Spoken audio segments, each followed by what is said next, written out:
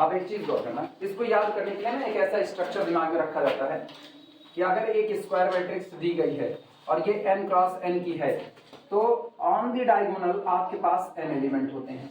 On the diagonal above the diagonal n into n minus 1/2 होते हैं और below the diagonal n into n minus 1/2 होते हैं, क्योंकि ये बराबर बैठेगा। क्लियर हुआ?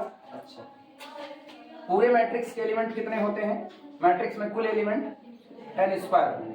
इसका मतलब ये हुआ कि अगर हम इनको ऐड करें n इंटू n माइनस 1/2 ऊपर का हिस्सा प्लस जितने एलिमेंट नीचे हैं n इंटू n माइनस 1/2 और प्लस कितना n, तो ये जोड़ कितना बैठना चाहिए? n square. गौर करो, आधा आधा जोड़ करके कितना होता है? 1। तो इसका मतलब ये आया n इंटू n माइनस 1, इन दोनों को ऐड कर दिया और फिर प्लस कितना हुआ? n बराबर आता है n square minus n plus n, cut पिट करके वापस कितना आया? n। मतलब कैलकुलेशन हमारी सही चल रही है। चलिए अब आगे।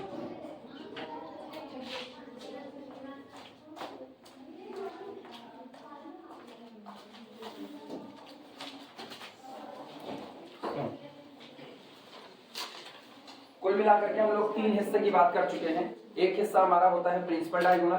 प्रिंसिपल डायगोनल के ठीक ऊपर का हिस्सा सुपर डायगोनल। कितने एलिमेंट होते हैं? n-1। प्रिंसिपल डायगोनल के ठीक नीचे सब डायगोनल। कितने element? n-1। On the principal diagonal n, एक ऊपर चलोगे सुपर डायगोनल पर तो n-1 और आओगे सब डायगोनल पर तब भी कितना? n-1। अब एक दूसरे की बात करने चल रहे हैं, वो भी एक डायगोनल ही है। अपने पास किसी स्क्वायर में 2 डायगोनल होते हैं, एक तो ये आ रहा है और दूसरा ये। इनको बोलते हैं प्रिंसिपल डायगोनल और इस वाले को बोलते हैं नॉन प्रिंसिपल डायगोनल। लेकिन देखते हैं नॉन प्रिंसिपल डायगोनल पर जो एलिमेंट है उनका स्ट्रक्चर कैसा है। जैसे आप कोई मुझसे पूछे प्रिंसिपल डायगोनल पर जो एलिमेंट बैठे हैं उनका स्ट्रक्चर कैसा होगा, जवाब होगा रो सफिक्स कॉलम सफिक्स बराबर होगा। तो स्ट्रक्चर बना A-I-I, ये बना। कोई पूछे सुपर डायगोनल के लिए क्या हाल होगा, तो मुझको लगता है ऊपर I लेस देन J और कितना कम बैठेगा? केवल एक कम बैठना है। तो सुपर डायगोनल के हिस्से में जो एलिमेंट होगा उसका जो स्ट्रक्चर होगा A-I-I प्लस 1 और सब डायगोनल पर जो एलिमेंट होंगे उनका स्ट्रक्चर होगा A, या फिर नीचे रो की संख्या ज्यादा होगी, एक ही ज्यादा, J प्लस 1 J, ये स्ट्रक्चर है। तो कुल मिलाकर के अगर हमको कोई एलिमेंट ऐसा नजर आता है तो हम समझ जाएंगे ये कहां पर बैठा होगा? Super diagonal. ये कहां बैठा होगा? सब डायगोनल। और अगर कोई ऐसा नजर आता है A-I-I, तो ये किस पर बैठा होगा? Principal diagonal. अब सवाल ये उठता है कि नॉन प्रिंसिपल डायगोनल का स्ट्रक्चर कैसा होता है, उसको भी देख लेते हैं। अगर हम एक मैट्रिक्स बनाए, पर्टिकुलर किस्सा लेते हैं, A11, A12, A13, A21, A22, A23, A31, A32, A33।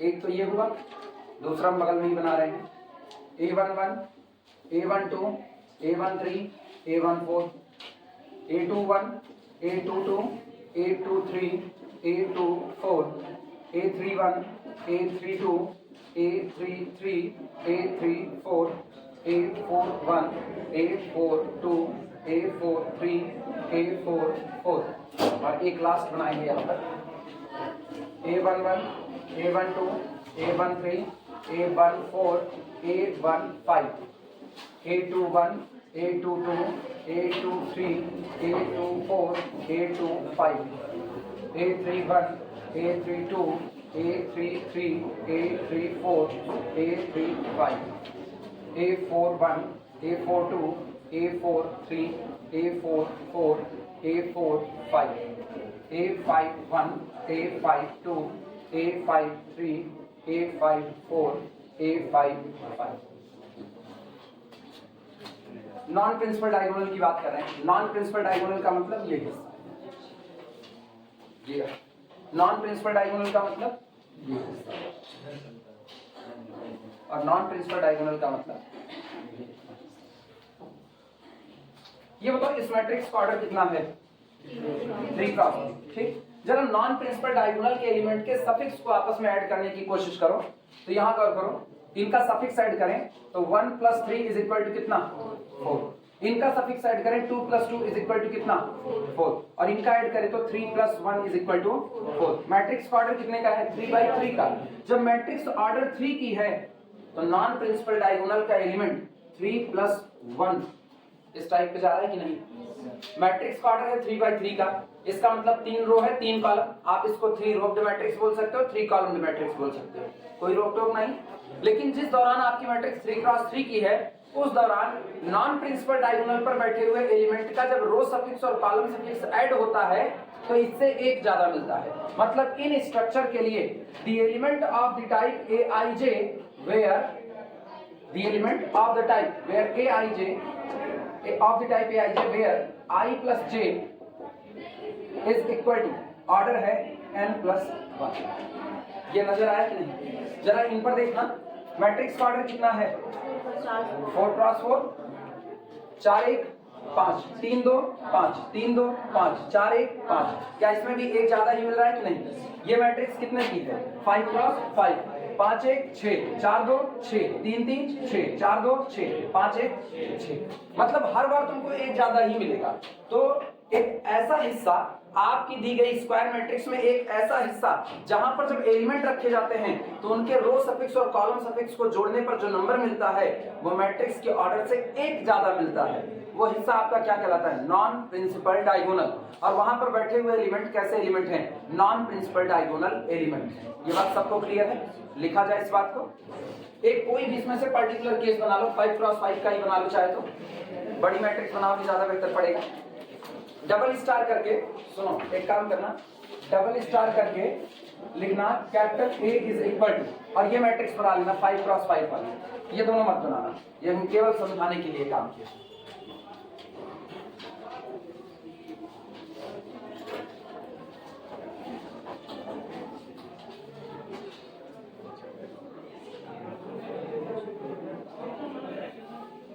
ऐसे ना पेंसिल बड़ा काम करती है, क्योंकि पेन से तो बड़ा खींचना पड़ता है इधर उधर। अगर हम इसको इस तरीके से करें तो यहाँ पर हम लिख सकते हैं I plus j is equal to कितना 5+1, ऐसा लिख सकते हैं। सही है गलत? इनके लिए क्या लिख सकते हैं? इसके लिए I plus j is equal to 5+1। इनके लिए लिख सकते हैं I plus j is equal to 5+1। इसके लिए भी मेरे पास है I plus j is equal to 5+1, और लास्ट वाले के लिए भी मेरे पास है, यहीं पर लिख देना I plus j is equal to 5+1। इस तरीके से लिखा देना। इसमें पता नहीं आ रहा है कि नहीं? नहीं आया।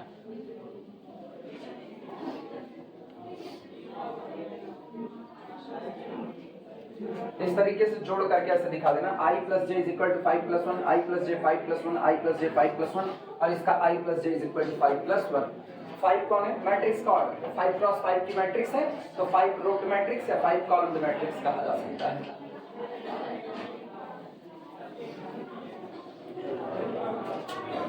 करो तब चले आगे। लिखने की शुरुआत करो। जहां पर मैट्रिक्स बनी हुई है इस मैट्रिक्स के ठीक नीचे लिखना, जहां ये मैट्रिक्स बनाए हो तुम लोग इसके ठीक नीचे लिखो the line along which the line along which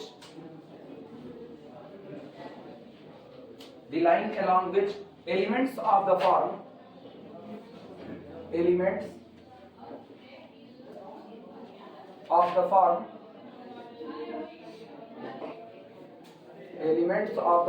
aij such that I plus j is equal to n+1। ये सारी बात हम स्क्वायर मैट्रिक्स के सेंस में कर रहे हैं, इसलिए आप ये बात समझ लेना। ऊपर स्क्वायर मैट्रिक्स बनाए हैं, स्क्वायर के ही रिस्पेक्ट में बात कर रहे हैं, नॉन स्क्वायर का कोई किस्सा यहाँ पर अभी नहीं चल रहा है। The line along which elements of the form aij such that I plus j is equal to n+1 of a square matrix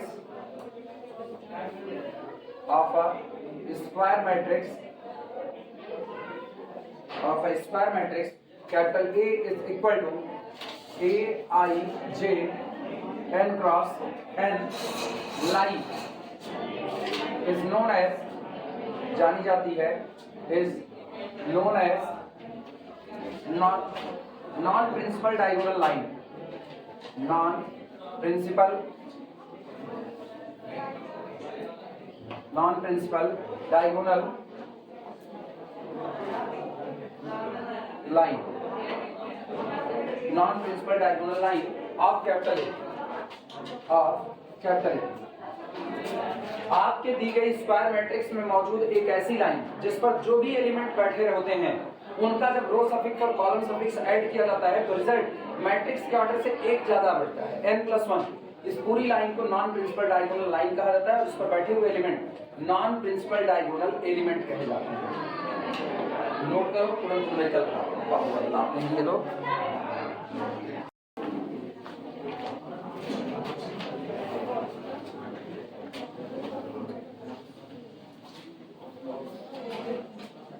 problem लिखना, what is the maximum number of distinct entries? Problem, what is the maximum number of, what is the maximum number of, what is the maximum number of distinct entries? What is the maximum number of distinct entries in a matrix capital A? In a matrix capital A is equal to Aij n cross n, in which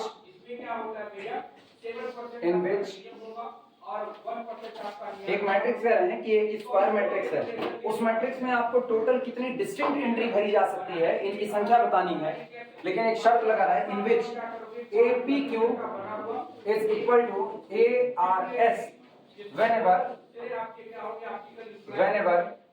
जब कभी P plus Q is equal to R plus S। Question note करो फिर समझाते हैं numerical कहना क्या चाह रहा है, हम लोगों को करना क्या है।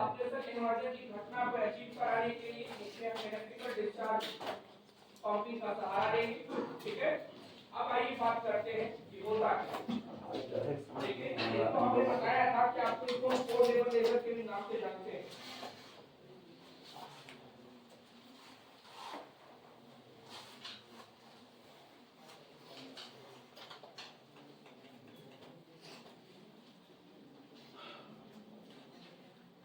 What is the maximum number of distinct entry? तो क्या कह रहा है, मैक्सिमम नंबर कह रहा है। ठीक, पहले न्यूमेरिकल नोट कर लो तब समझाएं। हो गया सबका? चलो, What is the maximum number of distinct entry? Distinct का मतलब आपको एंट्री अलग अलग भरनी है, आप सेम एंट्री नहीं भर सकते हो। ठीक, What is the maximum number of distinct entry in a matrix capital A? Aij of order n cross n in which, जिसमें कि अगर हम इस शर्त को ना देखें तो ये बताओ एक मैट्रिक्स जो कि n क्रॉस n की है उसमें कुल कितने प्लेसेस होते हैं n स्क्वायर। तो अगर मुझसे कहा जाए कि आप पूरी मैट्रिक्स में डिस्टिंक्ट एंट्री भरिए तो हम n स्क्वायर के n स्क्वायर प्लेस पर डिस्टिंक्ट एंट्री भर देंगे, पहले पर 1, दूसरे पर 2, फिर 3, 4, 5, 6, 7, 8 सब अलग अलग भर देंगे, कोई रिपीट नहीं करेंगे। तो हम किसी दी गई स्क्वायर मैट्रिक्स जिसका ऑर्डर n क्रॉस n है उसमें टोटल कितनी डिस्टिंक्ट एंट्री भर सकते हैं, मैक्सिमम n स्क्वायर भर सकते हैं। ठीक, मैक्सिमम आप n स्क्वायर डिस्टिंक्ट एंट्री भर सकते हो क्योंकि जितने प्लेसेस हैं सब पर अलग अलग नंबर बैठा दो, आपने सब डिस्टिंक्ट भरा है और वही आपका मैक्सिमम। क्या कोई n स्क्वायर से ज्यादा डिस्टिंक्ट भर सकता है?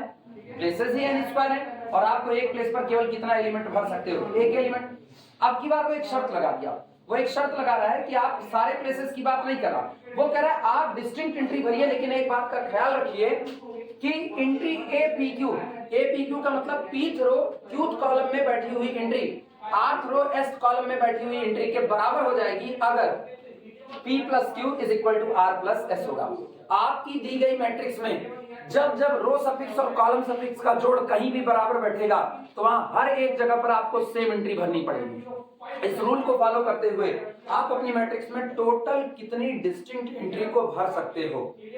सवाल समझना, वापस हम एक मैट्रिक्स बना रहे हैं, अभी कुछ मत लिखना, केवल बस देखते रहो। बस एक स्क्वायर मैट्रिक्स बना रहे हैं, A11 A12 A13 इस तरीके से चलते हुए A14 भी लिख दे रहे हैं अप टू सो ऑन।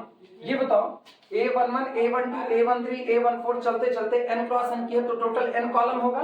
हम एक थोड़ा पहले का लिख रहे हैं A1 n माइनस 1, तो इधर होगा a1n।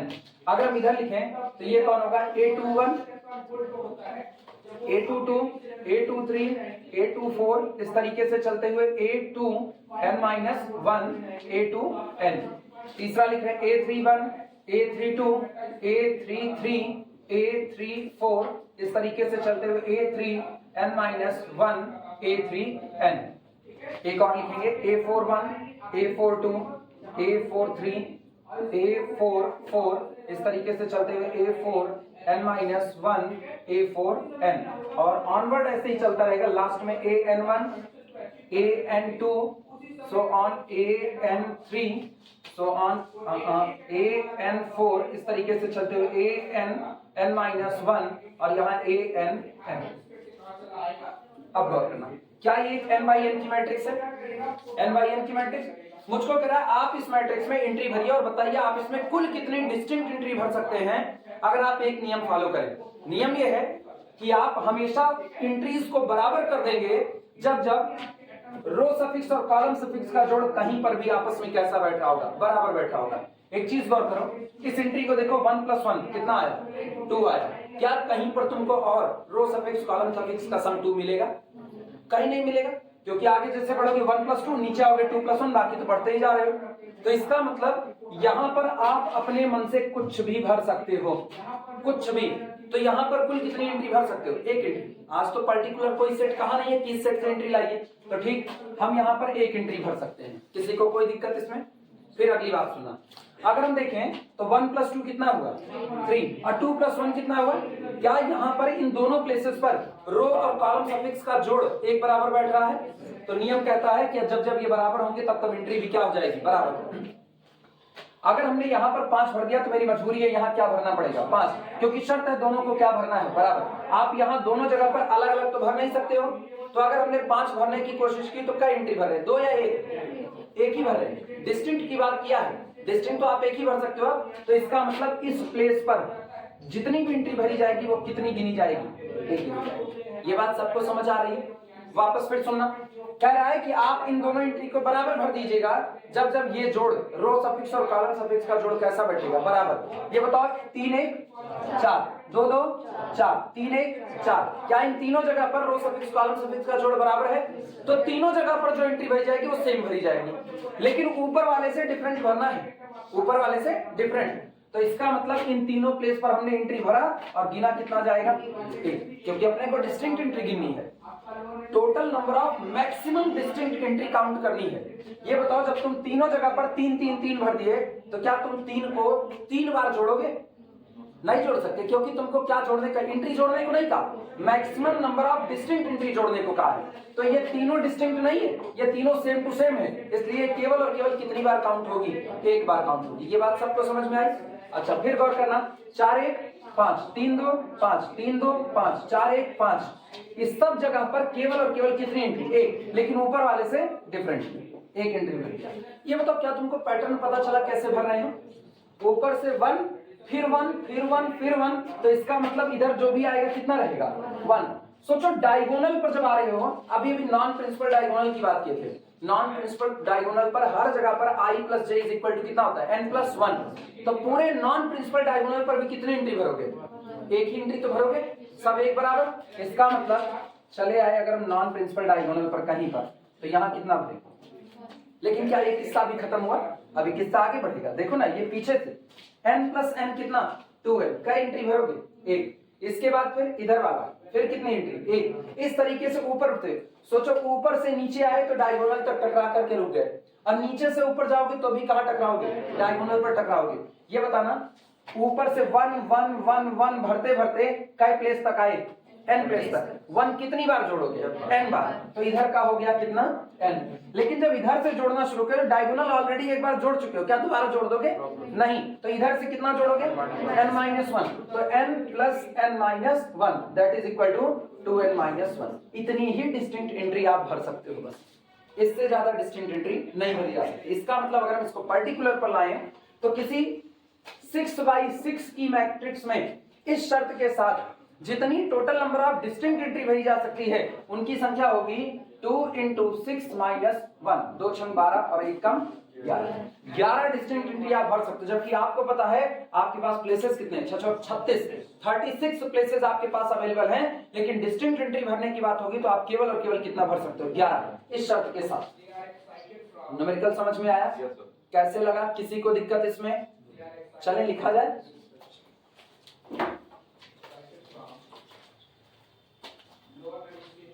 क्या करें, जनरल मैट्रिक्स बना करके दिखाए कि एक पर्टिकुलर से समझाएं? जनरल बनाएंगे तो ऑब्वियस बात है मुझको n क्रॉस n बनाना पड़ेगा। क्या करें, जनरल बना दें?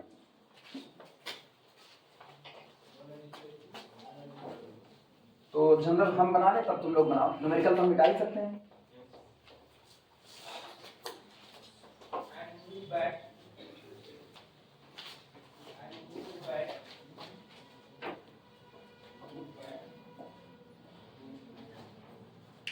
सुनो, ऊपर से 3 रो बना रहे हैं, नीचे से 2 रो बना रहे हैं, 5 रो में अपना काम हो सकता है। ठीक, सॉल्यूशन है matrix capital A is equal to A11, थोड़ा सा जगह लेकर के तुम लोग भी बनाना जिससे लाइन ट्रेस कर सको। A12, A13 और इस तरीके से चलते हुए so on A1 n-1 A1 n।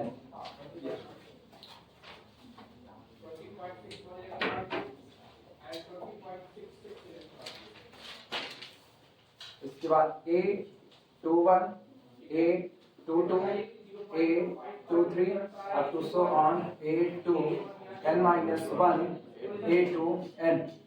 सुनो, बनाते वक्त इस बात का ख्याल रखना कि जब आप नॉन प्रिंसिपल डायगोनल बना रहे हो तो वो लोग एक लाइन में आपको नजर आए जिनके लिए रो सफिक्स और कॉलम सफिक्स का जोड़ n+1 बैठ रहा हो। जरा इनके लिए रो सफिक्स कॉलम सफिक्स जोड़ो, कितना होगा? n+1। और इसके लिए जोड़ो n+1, दोनों के लिए। अरे 2 + n-1 n+1, तो ये लोग एक लाइन में आने चाहिए। क्लियर है? अगला यहां पर जो लिखोगे, अब यहां पर कौन आता है? इसके ठीक नीचे यहां पर कौन आता है? कौन आता है? इसके नीचे यहाँ डायगोनल पर कौन आता है? यहाँ 3n-2 आता है कि 1n-1 n-2। तुम एक चीज गौर करो, सुनो, पैटर्न समझो। आप धीमे धीमे एक एक कॉलम कम हो रहे हो। पहले आप किस कॉलम में थे? nth कॉलम में। फिर आप किस कॉलम में आए? n-1 कॉलम में। आपकी किस में आओगे? n-2 कॉलम में। और सोचो उस दौरान आपका रो सफिक्स बढ़ रहा है क्योंकि आप पहली रो से नीचे गिर रहे हो। गौर करो, ये कौन सी रो है? First row. और ये कौन सी है? Second row. तो ये कौन होगी? Third row. मतलब यहाँ कहीं पड़ेगा, लेकिन हम इधर तो बनाए नहीं तीसरा वाला हिस्सा, तो हम इसको ऐसे ही छोड़ देंगे। हम यहाँ पर लिखेंगे सीधे। क्लियर है ये बातें? अच्छा, एक इधर ऐसा बना देते हैं A31, A32, A33 अब टू सो ऑन, इस तरीके से चलते हुए A3 n-1। लेकिन इसको मार्क मत करना इसके साथ, ये अलग है। A3n। अच्छा, गौर करना, इस तरीके से चलते हुए लास्ट वाली रो से ठीक एक पहले की रो कर रहे हैं, जिससे हम जब इसकी लाइन खींचे तो ये लाइन यहाँ टकरा सके। समझ रहे हो इस बात को? हम इस लाइन को खींचना चाहते हैं कि ये लाइन आए तो इस तरीके से यहाँ टकरा सके, तभी तो हम नॉन प्रिंसिपल डायगोनल तक टकराएंगे। अब सुनना, अगर हम लास्ट रो लिखे तो लास्ट रो होगी कौन सी? an। और इसके जस्ट ऊपर वाली an-1। तो यहां पर लिख रहे हैं an-1, हाँ या ना? यहां पर क्या लिखेंगे? an-1 2, second column. अब गौर करना, जरा इसका सम करो, इसका सम n-1 + 2 दैट इज n+1। इसका मतलब जब ये लाइन यहां से चलेगी तो ये कुछ ऐसा।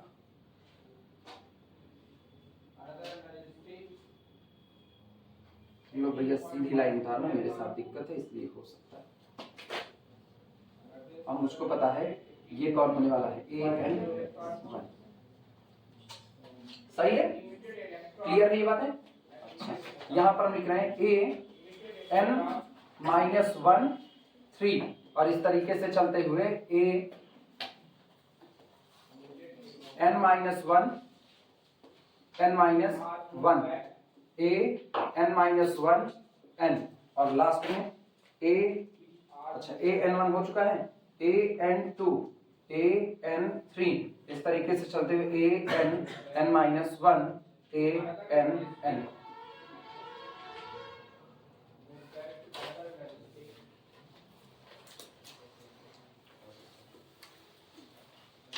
ये मैट्रिक्स बन गई। और ऐसे यहाँ पर हम ऐसे डॉट डॉट डॉट कर देंगे 1 एंट्री, इधर से डॉट डॉट डॉट कर देंगे 1 एंट्री, ये भी dot dot dot dot dot dot dot, कितनी एंट्री 1 एंट्री। इस तरीके से चलते हुए इनको कट किया तो 1 एंट्री।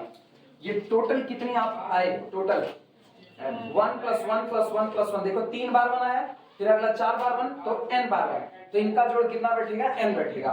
और नीचे वाले से ऊपर चलोगे तो कितना बैठेगा n - 1 बैठेगा। ऊपर से n, नीचे से n - 1, क्योंकि आप अब की बार नीचे से काउंट करते हो डायगोनल छोड़ दोगे, आप डायगोनल 2 बार नहीं गिन सकते हो। तो इधर से ऐसे लिखा दें 1 एंट्री 1 एंट्री, इस तरीके से चलते हुए, और इसको ना ऐसे कर देना 1 एंट्री। बाद में हम लिखेंगे, पहले तो तुम लोग ऐसा लिख लो, ये फिगर ऐसे ही बना लो, फिर आगे बात करते हैं। और देखो ये वाली जो लाइन उठी है, इधर इधर देखो, ये जो लाइन उठी है, यहाँ जरा इस सफिक्स को जोड़ो, कितना आ रहा है n+2, और इसका सफिक्स का जोड़ कितना आ रहा है, इसका कितना n+2, अच्छा इसका कितना n+2, और इसका कितना, मतलब ये लोग एक साथ रहे होंगे, मिला दें चलेगा। ये कुछ ऐसा है,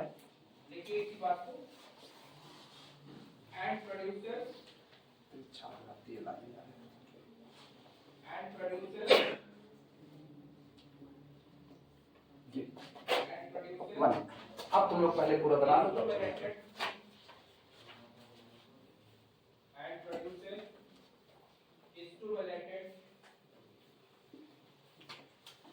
क्या करेंगे इसको हम ऐसा करेंगे,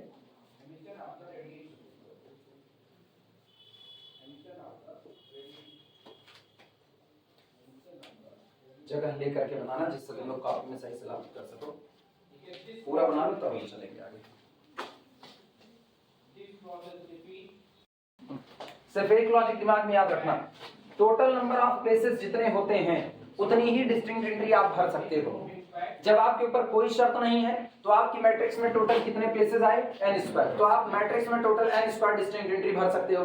जब आपके ऊपर शर्त लगा दी गई तब आप प्लेसेस काउंट कर रहे हो, तो अब आप सोचो है तो आपके पास 3 प्लेस, लेकिन भर तो आप एक ही एंट्री सकते हो तीनों जगह पर, तो इसका मतलब हम गिनेंगे क्या प्लेस, एक प्लेस। तो इसका मतलब अगर इनको देखा जाए तो both places have same entry, both places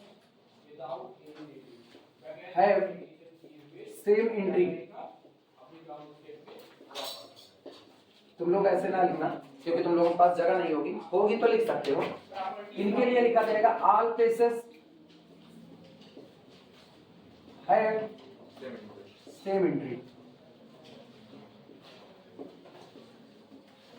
तुम लोगों के पास जगह नहीं होगी तो तुम लोग ऐसे लिखना, बाय कंडीशन या bye given restrictions,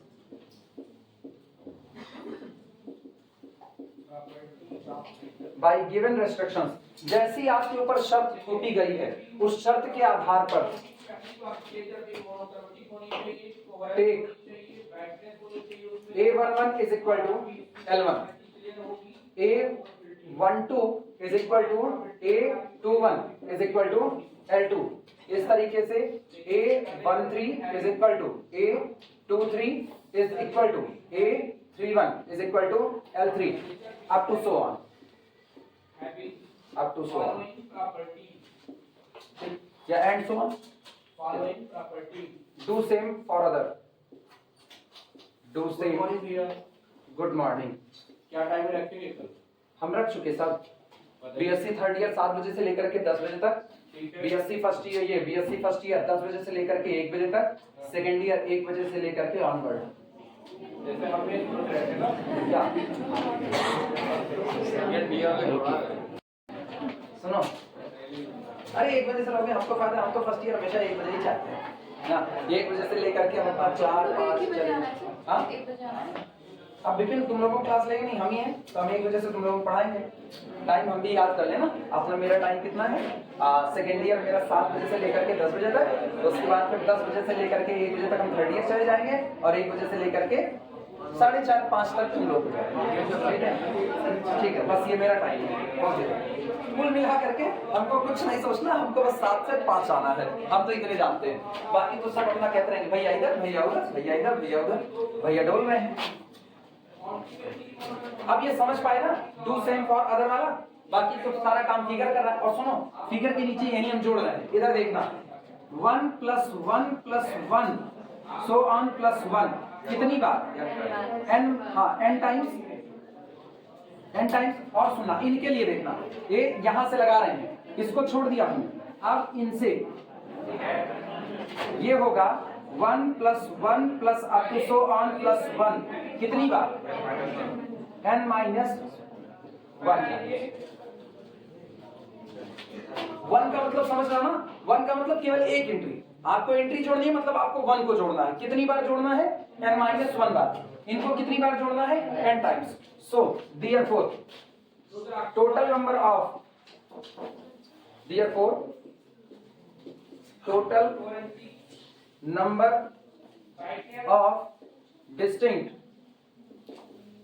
total number of distinct entries is equal to 1 + 1 + so on +1। ये आपका है n टाइम्स। और कैसे होगा? अगर इसको और समझना हो तो ये टॉप मोस्ट से लेकर के कहां तक गिर रहा है, डायगोनल तक,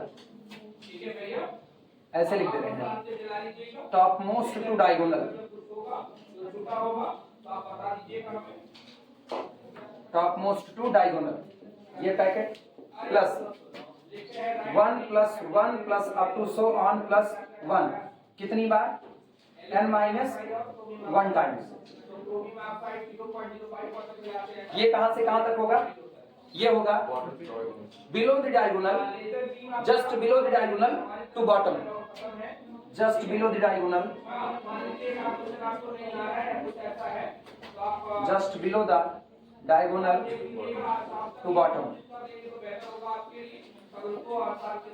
and this is equal to n + n - 1, this is equal to 2n - 1। इसलिए जो आप मैक्सिमम डिस्टिंक्ट एंट्री भर सकते हो उनकी संख्या केवल और केवल 2n - 1 हो सकती है, इससे ज्यादा आप नहीं भर सकते। आप नोट कर लो, जिनको ना समझ में आया अभी भी मौका है, पूछ सकते हो।